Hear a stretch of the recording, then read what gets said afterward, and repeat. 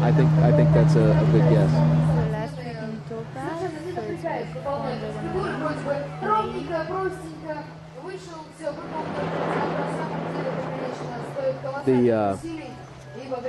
Now you can really see here where Ryan's strength comes in.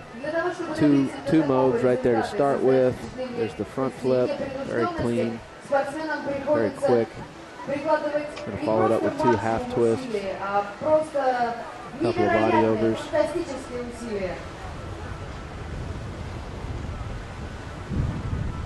And then right here, that final front flip with a half twist. And that takes a lot of strength, a lot of core strength to be able to start that trick and then, twist that finish as you're coming down to the water. It's very difficult. You don't have the line to help you make that spin, and that takes an incredible amount of core control.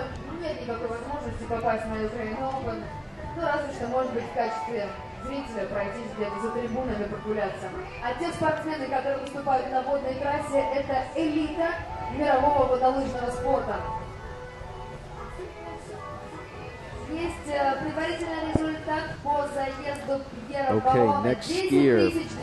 You've all heard of him, Nicolas Leforestier. В этом месте могут звучать ваши аплодисменты. Nick's been a little bit absent here. Really, He had a lot of injuries. a lot of injuries, yeah. So he's getting a bit older now. It's harder on him. Yeah, this is, I'll tell you what, it's a young man's sport. We see Pierre come in with a 10,220, 10,220 points. That's a very respectable score. Could easily be that score right there that's going to be, kind of the hit or miss mark to get up onto the podium. So here comes Nicolas Leforestier, who, Nick, at the Europeans tricked over 12,000 points. Is that correct? Yeah. So, I mean, obviously he's still got it on. Just look how fast he is from one trick to the next. Looks like he's tricked about 28 miles an hour.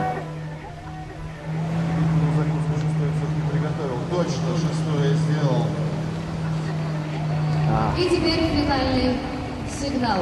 An inverted 5? An inverted 7. Wow. Такое ощущение, что спортсмены Nick, I don't think Nick gets the credit he deserves as far as being, somebody that just absolutely pushed the envelope of the sport for so many years. We saw him at the U.S. Masters win numerous times and the World Championships, going up against the likes of, really he's been in this long enough to where he was, when Corey Picos was very strong in the event, he was battling with Corey, battling with Patrice. Had to survive those battles to see Jimmy Seamers come along, and they had good battles coming here. Jarrett Llewellyn. I mean, it's just been, he's been here for quite some time. Yeah. And it's amazing. He can ask whatever trick he can do. Yeah, and what has impressed me with Nick is, again, his willingness to spend time with some of the other trickers. You can see he loves it. Coaching the French team all the time. Yes, exactly. Having team training with him 2 weeks in November this year. Nice. And that's not the easiest thing in the world to do when you're a top level athlete. I think he really liked it.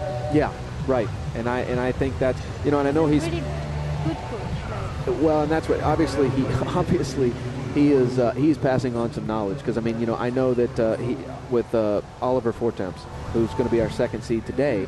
I know that he and Olivier have skied together a tremendous amount, and you have to say that Olivier has benefited from that greatly. Right. So, Nick has, he's been around, we'd like to say forever, been through many battles, but again, with that run, even with that run right there, though, even he went down a little early towards the end, but that's still, he's still got it. If he can stand up through this toe pass, we could still see something in the mid 11s. And that's just crazy to think he's that good that he can fall at the end of the hand pass and possibly still post scores up over 11 into the mid 11,000 point range, and put the type of pressure on the young men remaining on the dock that they've got to go out and nail it to beat him. And it's funny because he was telling us that he's choosing his run when he's doing Yeah. That's pretty impressive. That's because incredibly. I'm not able to do that. No, and I think, I do think he's one of the people that's benefited from them getting rid of the declared trick list, because he's one of the few people that can do that. He can cater the run to what's needed. But right now what is needed is a big toe pass, and if anybody can come through, it'll be Nicholas Forestier.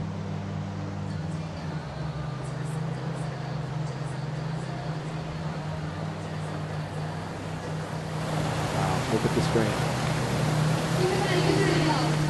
There you go. He gives that little pump. That's pretty good. Gives that little pump of the fist, and quite honestly, that's all you need to know.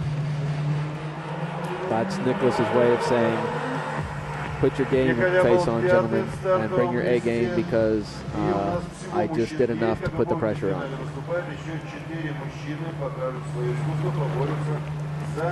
Now, obviously, it was, he just shrugged his shoulders there. Obviously, it wasn't enough to throw the big fist and feel like, and with Alexei Zernasek being the last guy off the dock, I don't think Nick would go there anyway. But that's going to be enough to put the pressure on. It's probably going to force Alexei to bring the big run and take the risks. 9740 очков.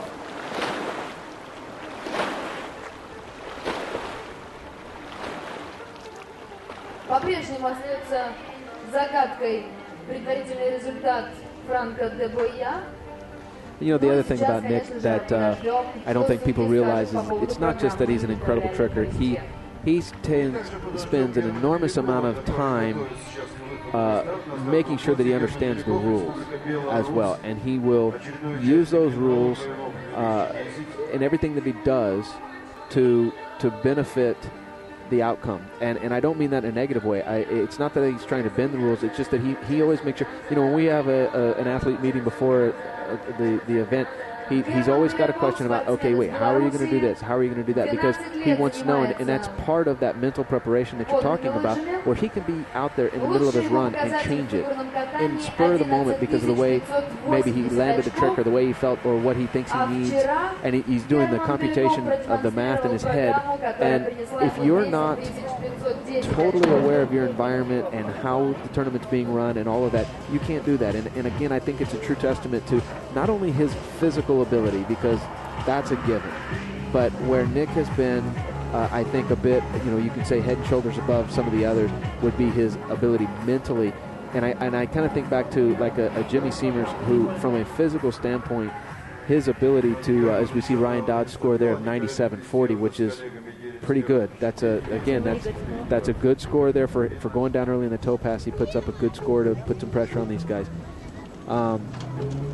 But going back to Nick, his ability, Jimmy was someone who physically could match Nick on the water.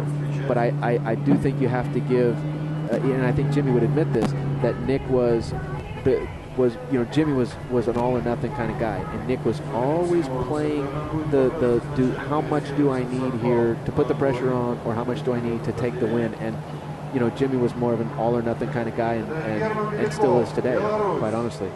Okay, on the water, Herman Beliaku. This young man really burst on the scene at the last couple of Dubna Russia World Cup stops, and this year U.S. Masters champion, right? Yeah, won the single pass competition at the U.S. Masters, and spent some time. I know he spent some time over at Bennett's Water Ski School here the last couple of years. Skiing a little bit with Damian Sharman and Danielle. I've been skiing with him some, and those, it's fun to talk to these guys. We see these guys in tournaments, and we're wowed by their abilities. But if you truly want to be wowed, go like you said with Nick. Hey Nick, can you show me how to do a whatever trick? And he can do it. He can do any trick. And I've heard the guys at Bennett's, the staff there, talk about what this young man is capable of doing on his trick ski. Just wild and crazy stuff.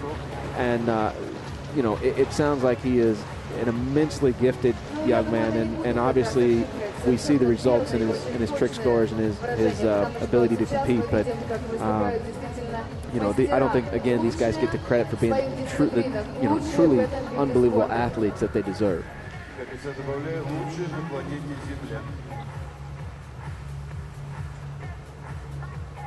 as these angles right here show, you know,